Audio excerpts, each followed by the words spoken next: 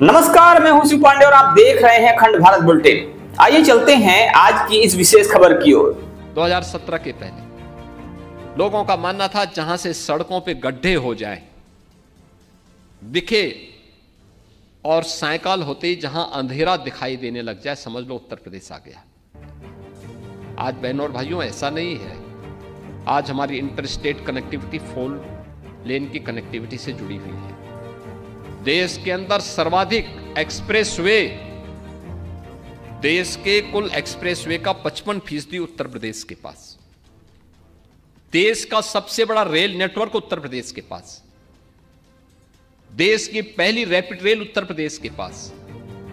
देश के अंदर सबसे अधिक मेट्रो सिटी उत्तर प्रदेश के पास, जहां मेट्रो का संचालन, पब्लिक ट्रांसपोर्ट के लिए मेट्रो का संचालन हो रहा है, उत्तर प्रदेश के पास। और जो अभी मनोज जी कह रहे थे या हर्षवर्धन जी कह रहे थे कि लैंडलॉक्ड स्टेट है, देश का पहला इनलैंड वाटरवे उत्तर प्रदेश के पास। उत्तर प्रदेश के वाराणसी से लेकर के हल्दिया के बीच में चालू हो चुका है, उसे प्रयागराज तक एक्सटेंड करने की व्यवस्था। और उत्तर प्रदेश में हम लोगों ने इनलैंड वाटरवे अथॉरिटी का गठन भी हम लोग कर चुके हैं, जिसमें हम लोग उन सभी संभावनाओं को आगे बढ़ाएंगे जिसको हम कर सकेंगे। देश के अंदर हमारे पास आज के दिन पर 4 लाख किलोमीटर का नेशनल हाईवे का नेटवर्क उत्तर प्रदेश के पास है। Eastern and western dedicated freight corridor दोनों उत्तर प्रदेश से होकर के जाती हैं और दोनों का जंक्शन भी उत्तर प्रदेश के अंदर है। उत्तर प्रदेश लॉजिस्टिक हब का एक बड़े केंद्र के रूप में भी उभर रहा है। इसके लिए हमने जगह जगह ड्राई पोर्ट भी विकसित करने की कार्रवाई को आगे बढ़ाया है और डबल इंजन की सरकार इस दिशा में तेजी के साथ कदम बढ़ा रही, तेजी के साथ अपने कार्यक्रम को आगे बढ़ा रही है। उत्तर प्रदेश देश के अंदर सबसे बेहतरीन एयर कनेक्टिविटी देने वाला राज्य बना है पिछले 8 वर्ष में। आप याद करिए, आज के दिन पे हमारे 16 एयरपोर्ट, जिनमें 4 इंटरनेशनल हैं और बाकी 12 डोमेस्टिक हैं, ये सभी आज के दिन पे फंक्शनल हो चुके हैं, जहां एयर कनेक्टिविटी है। और एशिया का सबसे बड़ा एयरपोर्ट हम लोग जेवर में देने जा रहे हैं, जो इसी वर्ष फंक्शनल होने जा रहा है। आप याद करिए, कार्गो की फैसिलिटी उपलब्ध करवाने के साथ साथ बेहतरीन सुविधाओं से युक्त होगा। उत्तर प्रदेश इंफ्रास्ट्रक्चर के साथ हम लोगों ने यहां पे अन्नदाता किसानों की भी व्यवस्था को बहुत बेहतर किया है। आज आप देखते होंगे, किसान, अन्नदाता किसान यहां सड़क, अपने खेतों में आग नहीं लगाता है। 122 चीनी मिलों का संचालन उत्तर प्रदेश कर रहा है आज के दिन पे। कहीं कोई आंदोलन नहीं, कहीं कोई अव्यवस्था नहीं। जब हम लोग आए थे 2017 में, चीनी मिल का बकाया 10 वर्ष पुराना भी था। 10 वर्ष पुराने से चीनी मिलों का भुगतान बकाया था और आज 122 में से 105 चीनी मिलें ऐसी हैं जो चीनी मिलें 3 दिन से लेकर 7 दिन के अंदर गन्ना मूल्य का भुगतान कर रही है। यह परिवर्तन है। कहां 10 वर्ष और कहां 3 से लेकर 7 दिन का समय। यह वही उत्तर प्रदेश है जिसने 8 वर्ष में 2,80,000 करोड़ रुपए का गन्ना मूल्य का भुगतान डीबीटी के माध्यम से सीधे किसान के खाते में किया है। अगर 1996 से 2017 के बीच में हम देखेंगे, इन 22 वर्षों में जितना गन्ना मूल्य का भुगतान गन्ना किसानों को हुआ है, उससे भी 60,000 गन्ना मूल्य का भुगतान अतिरिक्त हम लोगों ने मात्र 8 वर्ष में ही गन्ना किसानों को किया है। यानी ये चेंज है, ये परिवर्तन है। जब 2017 में हम लोग आए थे, 1.5 लाख पुलिस कर्मियों की भर्ती यहां खाली थी, जगह खाली थी। अनुमान करिए, जिस राज्य में 1.5 लाख पुलिस कार्मिक को पद खाली हों, क्या हालत होते रहे होंगे उस राज्य के। और खाली इसलिए थे क्योंकि माननीय न्यायालय को, माननीय उच्चतम न्यायालय को और माननीय उच्च न्यायालय को तत्कालीन प्रदेश सरकार पर विश्वास नहीं था कि पारदर्शी भर्ती की प्रक्रिया संपन्न कर पाएंगे। मैं बहुत चक था, मैंने कभी 1.5 लाख पुलिस की भर्ती, पुलिस के पद खाली पड़े हुए हैं तो ये भर्ती होती क्यों नहीं है। मुझे बताया गया साहब इसलिए नहीं भर्ती हो रही है क्योंकि कोर्ट ने स्टे लगा रखा है। हमने कहा कोर्ट के कुछ ऑब्जर्वेशन तो होंगे, उस ऑब्जर्वेशन को पूरा करो ना, पॉलिसी बनाओ, एक जो मंशा है माननीय न्यायालय की उस मंशा के अनुरूप पॉलिसी तैयार करो, न्यायालय में सबमिट करो, स्टे वैकेट करो। फिर मेरे सामने प्रस्ताव आया कि साहब अगर हम एक साथ इतनी भर्ती करेंगे तो ट्रेनिंग कहां होगी। मैंने कहा ट्रेनिंग की क्षमता कितनी है, कहा 3000। और मैंने कहा पद कितने खाली हैं, 1.5 लाख। तो मैंने कहा ये तो जिंदगी भर हम ट्रेनिंग ही कराते रहेंगे क्योंकि 9 महीने की ट्रेनिंग है।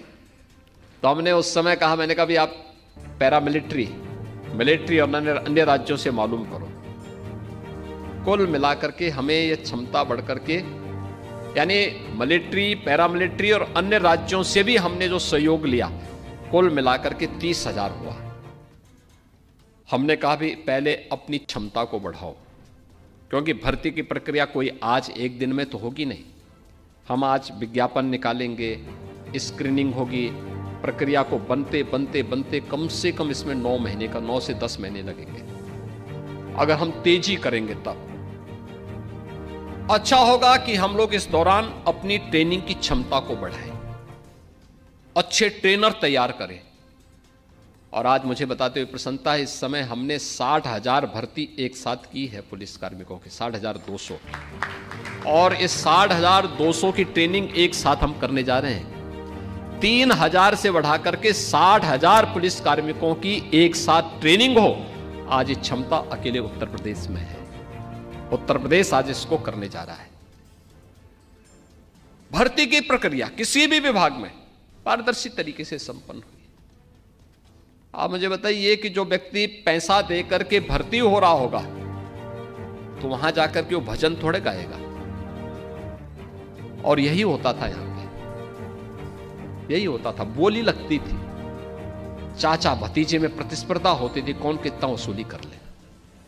लेकिन आज ऐसा नहीं है, आज पारदर्शी तरीके से सारे कार्य चल रहे हैं। और यही कारण है सरकार पॉलिसी लाई, अपने रिसोर्सेस को बढ़ाए, सरकार ने अपनी इनकम बढ़ाई, अतिरिक्त टैक्स का बोझ जनता जनार्दन पे भी नहीं देने दिया। सबसे कम वैट वाला राज्य यूपी है और सबसे अच्छी सुविधा भी उत्तर प्रदेश अपने यहां देने का प्रयास कर रहा है। इंफ्रास्ट्रक्चर पर ध्यान दिया गया।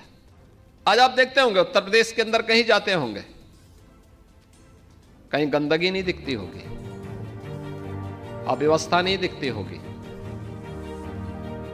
अराजकता नहीं दिखती होगी, दंगा नहीं दिखता होगा, अनावश्यक शोरगुल नहीं दिखता होगा।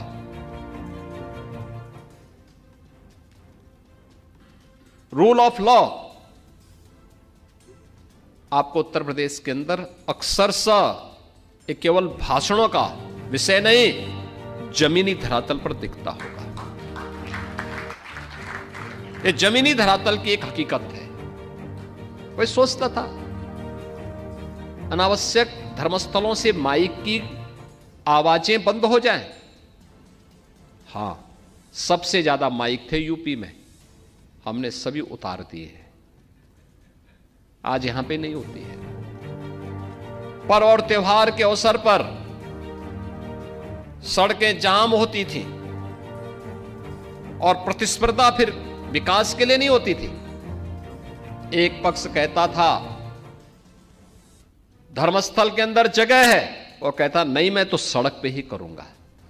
हमने कहा सड़क चलने के लिए है, और अगर सड़क पे ज्यादा देर खड़े रहोगे, जाम करोगे तो हर्जाना भी भुगतना पड़ेगा। फिर अब तय कर लो क्या करना है।